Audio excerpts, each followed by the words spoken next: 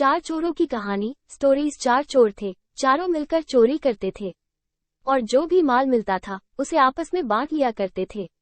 वो सब चोरी तो इकट्ठे होकर करते थे, लेकिन वो सभी बड़े स्वार्थी थे। सब चोर यही सोचते रहते थे कि किसी दिन मोटा माल हाथ लगे तो अपने बाकी साथियों को मारकर सारा माल स्वयं ही हथिया लूंगा। मगर आज तक ऐसा मौका नहीं आया था। एक रात उन्होंने नगर के बड़े सेठ के यहाँ सेंध लगाई।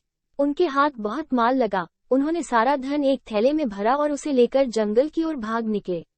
2 दिन तक वे भूखे प्यासे जंगल में छिपे रहे। वे जानते थे कि नगर सेठ के यहाँ सेंध लगाने की वारदात से शहर के चप्पे चप्पे पर पुलिस फैल गई होगी।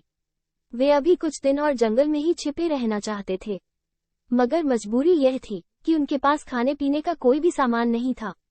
जहाँ तक संभव हो सका उन्होंने भूख बर्दाश्त की, लेकिन अब भूख बर्दाश्त से बाहर हो रही थी।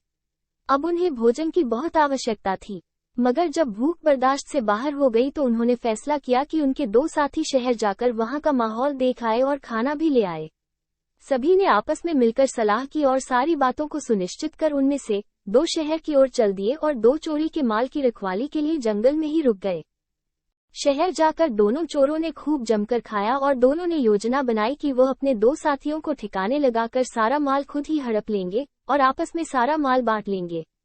अतः उन्होंने अपने दोनों साथियों जो जंगल में ठहरे हुए थे उन्हें मारने का निश्चय कर लिया। उन्होंने अपने साथियों के खाने में जहर मिला दिया।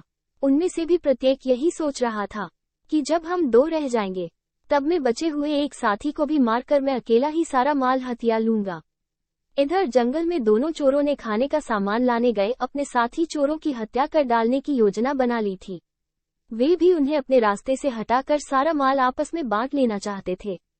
चारों चोरों ने 2-2 टोली बनाकर अपनी अपनी योजनाओं के अनुसार कार्य किया। पहली टोली जैसे ही शहर से भोजन लेकर जंगल पहुंची, जंगल में मौजूद दोनों चोरों ने अपने साथी चोरों पर हमला कर दिया। उन्होंने लाठियां बरसाकर उनकी जान ले ली। फिर वो निश्चिंत होकर भोजन करने बैठ गए, मगर जहरीला भोजन खाते ही वे दोनों भी तड़प तड़प कर मर गए। शिक्षा।